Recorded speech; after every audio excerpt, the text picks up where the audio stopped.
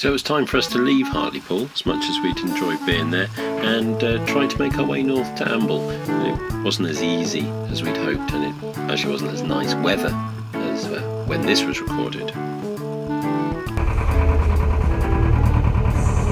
Are you not warm?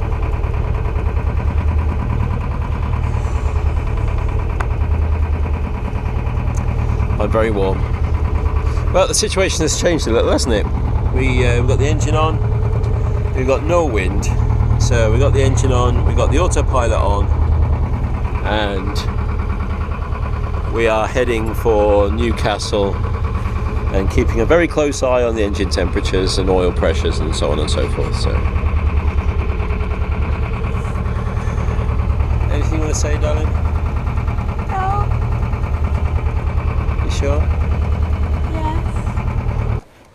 So just in case the recording didn't work earlier, we've had a recurring engine problem where it stops pumping water and the engine goes into the red, so we switch it off. And that has unfortunately happened again today. So, I've realised that this is actually a sailboat and it's perfectly capable of making its own way. You know what, love? Gillymots. Gilly who? Gillymots.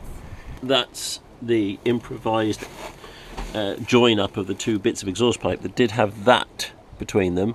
This is a sort of a baffle. We think that the baffle doesn't work properly and it creates back pressure, or we thought that was the case. I mean, who knows? Oh, peeing in the cockpit, mate. Don't film me.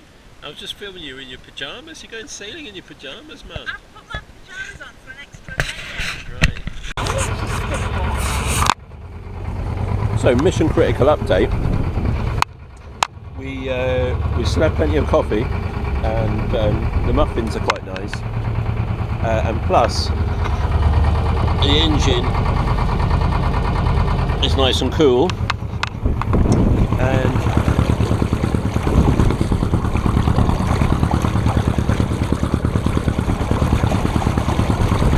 it's currently shipping water nicely, so, or pumping water nicely. Further update, change of plan number, what are we on now? How many? 695. Yeah, 695. The engine's done its little overheating trick again, so we are sailing into Sunderland because it's a nice beam reach and it's a very short sail. We're doing 2.9 knots in approximately the right direction. We've got half a knot of tide trying to push us south, but we'll resist that. And We just sit now mooring we'll sit on our mooring, we'll sail up to the mooring. and cry. I don't know if it's recording. Oh yes, it's recording. Just see the little flashing light there. It's in manual focus, isn't it? Yeah, I think so. Yeah, I can tell. Right. There's your sandwich. Okay, reaction video to the stats. Alright, let's play top trumps. Okay. Total distance covered? Okay. Total distance recorded. 21.3 miles. Oh, it's so close. 20.7. Okay, alright. So current versus best. Are you ready? Maximum speed on this trip. 6.2. 6.7. Woo! Average speed. 4.23. No. Yeah, close-ish, but 3.5. Right. 3.5 knots. But our previous average, 2.8. Alright. And our distance, our average distance is 6.5 nautical miles. How long does it take to go around the world? We're averaging 6.5 nautical miles each trip. Here's the thing. We're on the mooring tonight and it gets cold. We ain't got no electricity. No, but the heater blew up anyway. Right.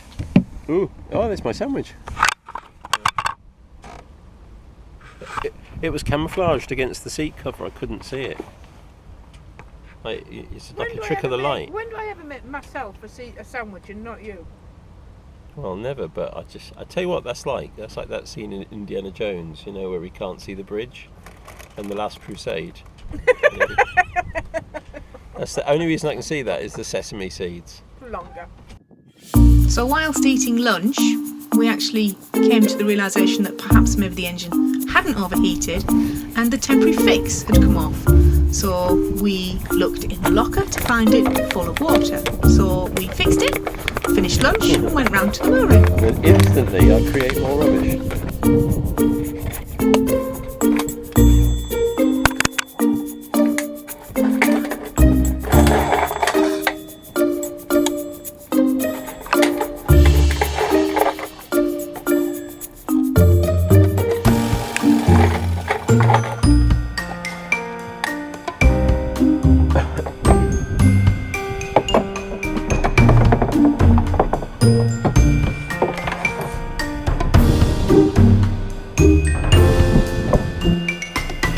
So we spent the night on the mooring and set off on day 2 and started heading for Amble. Unfortunately, I got a call from one of my clients, so I ended up with a bookkeeping emergency, which meant we needed to pull into Blyth. I noticed there's no shore hookup, I think. I didn't mind pulling into Blyth at all, actually. I thought it was nice. I really like it. I find it a bit rustic, particularly when I'm walking along the pontoon and I might get my heels stuck in between those giant pieces of wood that they've got there. Yeah, the whole thing's built out of huge wooden pilings, isn't it? All the pier framework and everything, and there are big gaps in between. You keep thinking the dog's going to fall between them. Yeah, huge gap. Well, not that huge, but big enough to worry about when you're in your heels. But I love seeing things like the base of the RNYC is the houseboat Tyne, and it's a phenomenal piece of marine architecture and a piece of history. And there's lots of fishing boats there that are obviously working fishing boats, and they're quite interesting to see as well. And they have all the wind farms there, and there's a lot of industry based around sort of renewable energies and things coming out there. It's a fabulous place. Yeah. One of the things I love about sailing is all the different wildlife that we see, and we see lots of Arctic terns or common terns. They're difficult to tell the difference between when they're flying. The Arctic tern is the long-distant migrant. It travels from its breeding grounds, which can be the Arctic to as low as northeast England, to the Antarctic, where it stays for winter. It looks very similar to the common tern, but they're smaller. They have a shorter bill, which turns bright red in the summer, and have a longer tail. What I like about them is the way they dive to catch fish, which is quite difficult to film, but I did manage on this occasion. The male does impress the female by offering her fish in flight, which, is pretty impressive, really. That's very impressive. They feed mainly on fish and sand eels, but unfortunately they are in decline. Other threats being nest predation by rats, hedgehogs, and obviously human disturbance, and a lack of sand eels, which is actually their most important food source.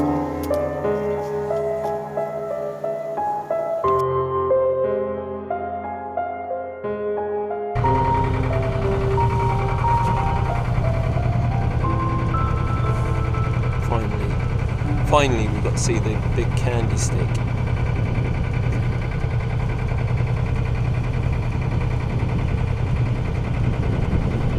Some locals come out to see if we get stuck.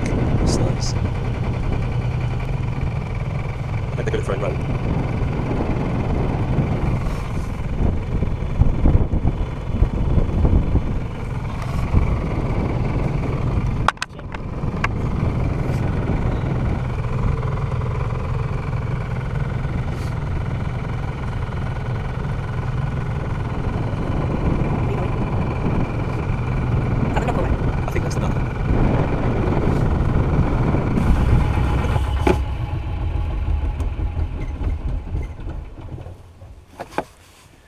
Wow.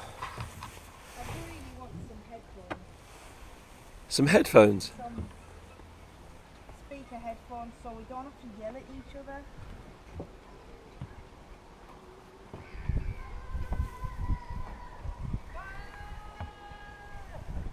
Like that. Yeah.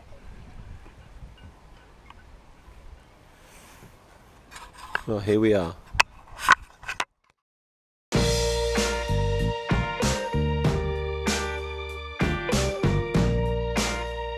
So all in all, it took us 3 days to get there, but